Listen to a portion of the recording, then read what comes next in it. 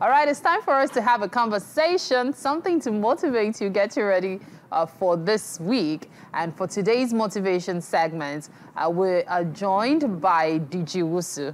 I can't get over the fact that it's not Ola Diji Wusu like at MMA. Okay. Well, still continuing on Marketing 101, why should they buy from you again? That's definitely an interesting topic. And I can't wait for you to dissect that. So we've gone from, give us the recap. All right, thank you very much. Today, going down memory lane, we started by asking who is your ideal client. We moved on to, all right, you know your ideal clients. What are their pain points? We moved on to, you know their pain points. How do you intend to solve it? We spoke about having offers. And today, the question is, why should they buy again? They've bought from you before. Why should they? I'd like to start with this story. About 2 weeks ago, I went to, I think, one of these telecom providers, name withheld, because I have an issue with my package, my mobile package. Okay. I got there, I had a very distasteful experience with the customer service. She was close to being rude and aggressive. But I had to escalate it, met with our supervisor. It was resolved. Guess what? What? I went back the second time, despite the poor service, despite the poor customer service. Why? Because you needed to have that line.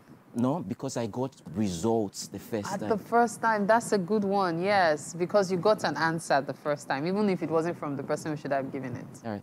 So this is my charge to you. I'm a strong believer in great customer service. But it's more than that. People will only come back to you if they get results. Let that sink in. People come back to you because they get results. This makes a lot of sense because some people have great customer service. They're all smiles, they attend to you nicely, but at the end of the day, you realize that you didn't get the feedback you wanted. Be nice. Wow, never thought of it that way. Thank you. A step further, people only get results, and this is for you as the vendor, someone in charge. People get results because they get to change their behavior. What I'm trying to get you to know that results is the underpinning for the foundation, for the success of your enterprise. It's nice to be nice. It's nice to have great customer service. But in all that you do, you need to ensure that your customer, you deliver services to your customer, but also ensure that they get the results from those services. That is up to you as a vendor. And one of the things I mentioned just now is that you must ensure that they change their behavior to get that results. Next question is, how do you change their behavior? People change their behavior because, one, they know why it is important to change their behavior. If they don't know why it's important to change their behavior, they are not going to make the efforts, of course. Yeah. Two, they also realize that the payout outweighs the effort they are putting in. I know this sounds all theoretical, but I've seen it over and over again. You must ensure that your customers know why they are doing what they are doing so they can get to the promised land. You know, I find this really interesting. And the question, why should they buy from you again? It begs an experience that I recently had.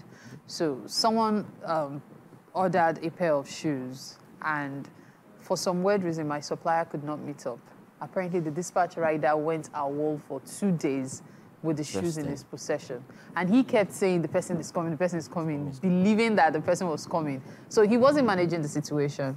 I was unable to give the customer the real feedback that the customer should get.